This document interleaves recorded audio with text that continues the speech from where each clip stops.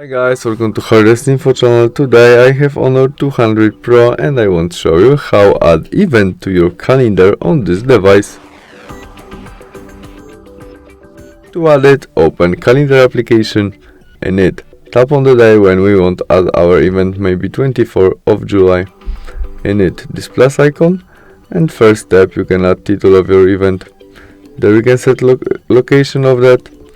In this part you can set when event start, in which time, and finish, or we can set it will be all day by switch on. Reminder about our event if we need it. You can also create your custom reminder. Snooze, we can set it, and in this part we can add this event to our group on Gmail, accounts, calendar, and there we can description some plan to that, and we can tag it as important, birthday, or today.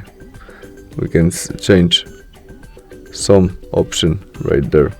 When we choose something like this, we have some more option, and the same story with birthday. And after we set all we need, we press this icon to save it. That's all. Thanks for watching. Bye.